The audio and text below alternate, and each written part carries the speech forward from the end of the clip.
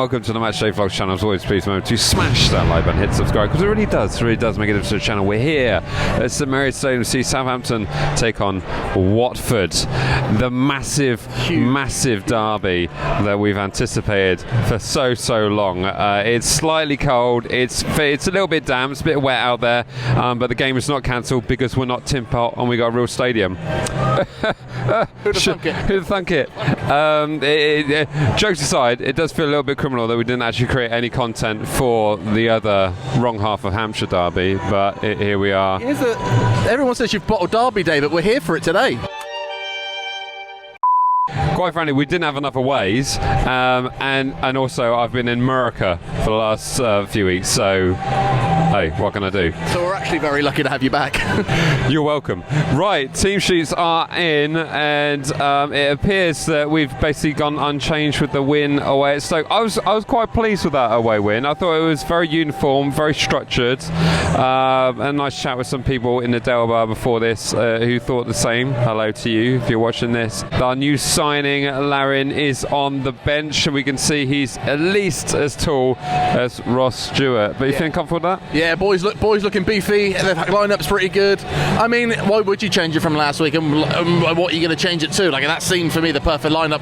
The fact that we're now in February and this is, it's taken us this long to consistently put out a 4-4-2, 4 at the back. Sorry, it's crazy. So we're here now. Hopefully, this is where the season starts.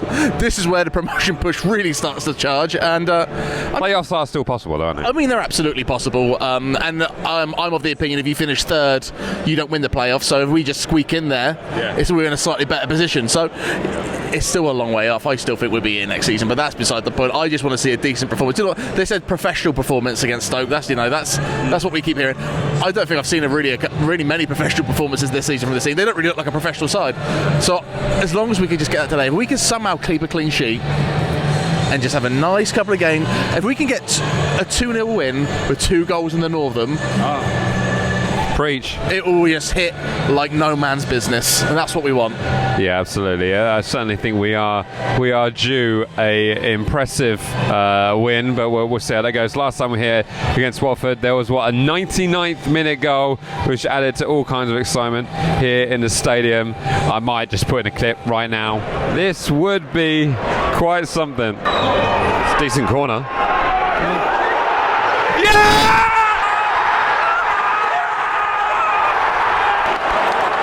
There it is. That's how excited we were for that one. But that was a massive game because it then meant that I think maybe automatics were still possible. Anyway, it's irrelevant. It's 2026. Those days are gone, Michael. Please get used to it. Hello, darkness, my old friend. How do you see today's game? I mean, Watford are managerless. Have I got that right? They're still managerless. They're without their star striker, I believe. So, I mean, you're saying a clean sheet. Are you fairly confident for that? I can't help but remember a game a few weeks ago. We were like, none of their first team is starting. It should be a pretty comfortable win for Southampton today, and then it happened. Yeah.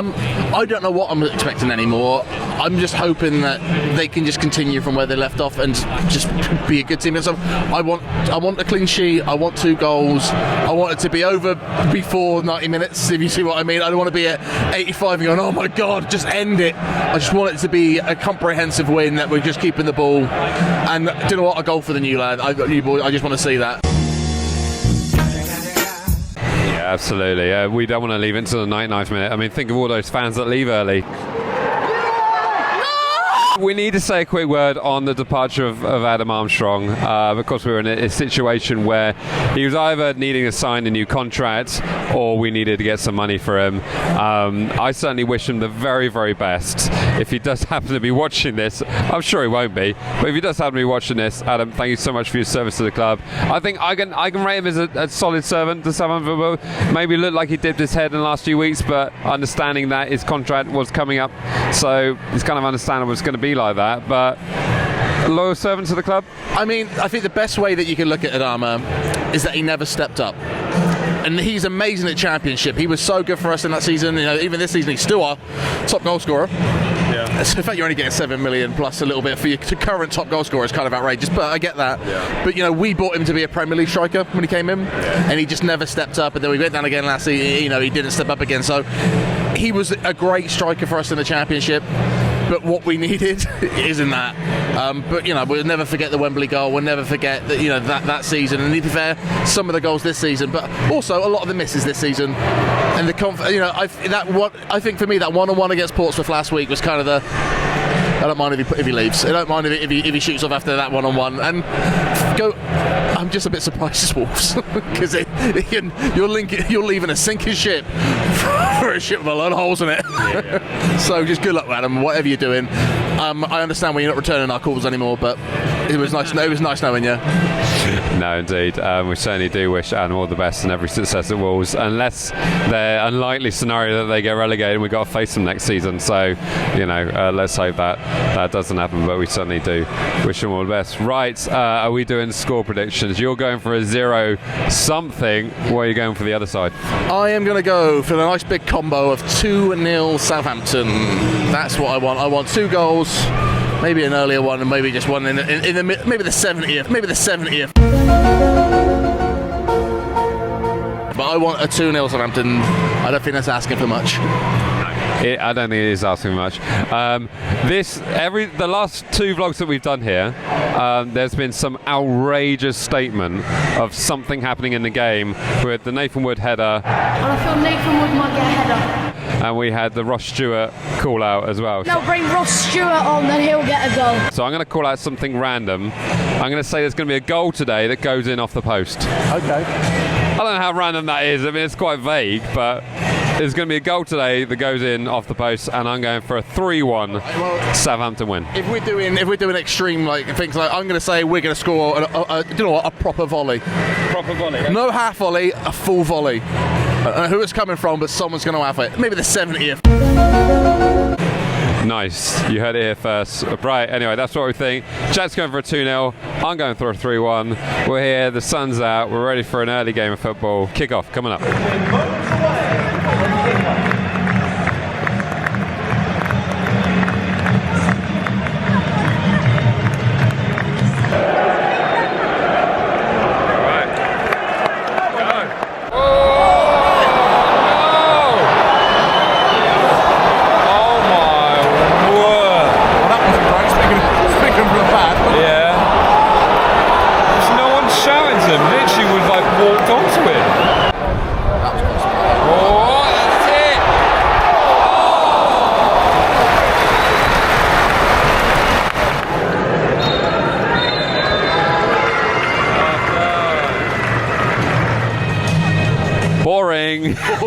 Boring. All right, it's half-time here at St Mary's Stadium. It's currently Southampton 0, Watford 0. A rather dull opening half.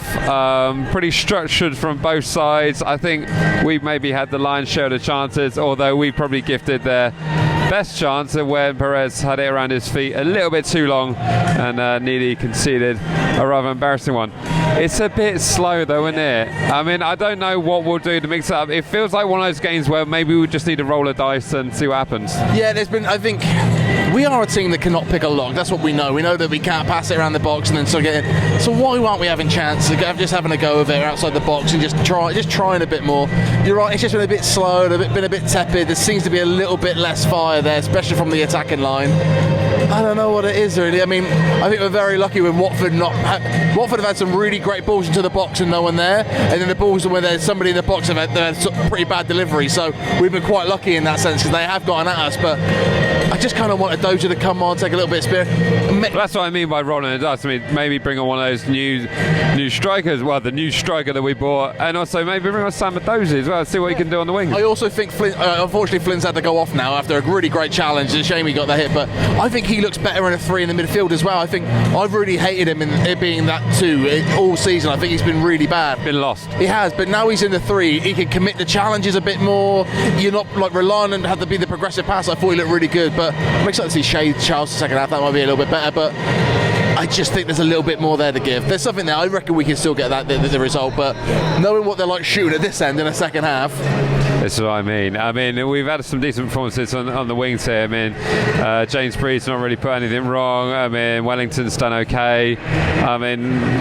it just feels a bit flat, and maybe just whoever throws something at it might get something out of this game. I don't think we're going to see quite the scorelines that we were both hoping for, but I think I can still get a 2-0 out of it. I think we can still get something out of it. I think just no matter how bad it is, at least you're not on the halfway blind. Just enjoy and watch. Yeah, things could be worse. But we'll certainly see how it goes. We will also mention before the game kicked off, we went down to the concourse to Saints Fried Chicken to have no fried chicken, one fried. A bit of an interesting experience. The food quality has been very good, but we feel a little bit bad because we lined the pocket of the Sports Republic. So shame on us. But yeah, it wasn't great, was it? Let's just say, like, we try to be the people that are like, if you're going to support the club, you know, let's go and support it. Let's use the concourse because why not? And let's be honest, we were a bit forced into it today. Early kick-off. Let's just get to the ground, get a bit of food here. But last time we went down, they wouldn't accept the discount. They didn't do the pre-game discount because the machines are wrong. They kept adding free instead of ats to our emails. And then today, the combo was for a fried chicken burger and waffle fries. They gave us a grilled chicken huntsman burger. Didn't want to give us the fries. And then we had to stand there and argue with them and show them the screen that there was meant to be fries with it. So they gave us the fries, and they weren't bloody waffle fries. They were just normal ones. It's just... And we had to speak to about 3 different... I think I spoke to about 3 different managers. I just said there's a picture of fries on the... It was ridiculous. Anyway... Listen, I'm a fat man. I'm going to complain about these things. You know, I'm going to let you know the truth about the food here. And it's not even about the food being bad. It's just the fact they were completely gaslighting us to be like, no, it doesn't come with that. No, you don't get that. No. So, one for you to sort out there, Philip. Make sure you make things a little bit slicker down there on the concourse. But there we go. Cyle, how you doing? That was a bit of a dull first half of football, wasn't it? Yeah, it was. And I was just speaking to your friend about Pepsi and Coke, and I prefer Pepsi Max. Oh, okay. I seem to be in the minority. I do enjoy Pepsi Max, but apparently Pepsi is better than Coke. Put in the comment section, see what you think. How do you see the second half panning out? I think it's gonna be win, because I watched the Stoke game. Flint Down scored a goal, and it's sad to see him come off right there on the pitch with I don't know what happened. He got an ankle. I think it was a strong challenge which he came off a little bit worse of. Well, needed challenge as well. Yeah, but I think the score will be 1-0. Second half coming up.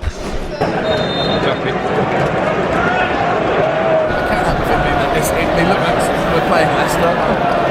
Yeah, it's really not see it, not be a Leicester kid. Been playing a blues kind of rage. Look how much bigger we all look now, by the way. Look at the unity.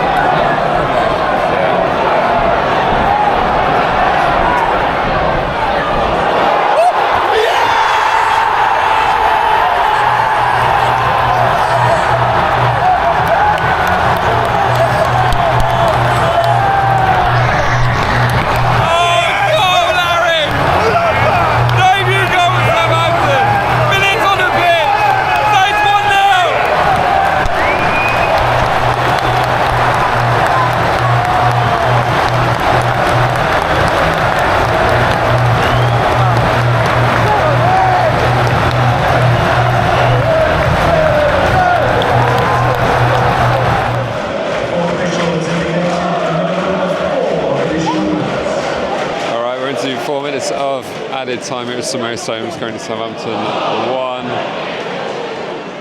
Watford 0. It's not been particularly a special game, has it? But we've had a moment of brilliance. Well, a moment for the first time striker to come on and bag the woman with his first touch, I believe it was. But there's still plenty to do here, isn't there? I mean, let's give it to Larin. His first touch was a goal. I think he's 100% for his passing right now, and he's an absolutely cheeky turn down here. As far as a debut goes, coming off the bench, amazing. Yeah, handball us. I think Adozzi's looked great coming on. As we said earlier, Cienza didn't have the best game in the world. Because Cienza's somewhat of a world beater, he does take it upon himself to try everything. I think Adozzi's come on and just be a bit more glued with the team. Looked a little bit more electric, didn't he? Bit of a wider stride, and caused some difficulties down on that left wing there. but there's still plenty to do here. I don't feel like this isn't a convincing win in any stretch of the imagination. I said I wanted the game to be done before 90 minutes. I'm here 91, a bit stressed out that something could happen. Yeah. We're not going to complete article yet, but it's getting there. And I'll be honest, Larin's made me really excited because he's such a unit. He's such a target man. Yeah. But he's not lazy. He's getting stuck in. I'm just excited to see this grow. He might not be the quickest on his feet. He might be a bit clumpy around midfield, but when he's in the penalty area, you want him to be smashing them in, which he's already done. XG is off the charts, mate. XG is off the charts. Absolutely. We look like the team that have got a manager, and they look like the team without it. Do you know what I mean? Yeah, I know what you mean. But this is to be a great win for us to get if we can get it over the line. With Watford being above us, ahead of us in positions for the playoff spots. That's what we gave him for. I said, like Jack said, it doesn't matter if you get third or you get sixth. Yeah. It doesn't matter. Saints fans already singing Cyle Larin's name. Nice of it. That'd be a great boost for his confidence as well. And there it is, it's ended. Southampton 1, Watford 0. As always, like, share, subscribe. We'll see you in the next one. All right, see ya.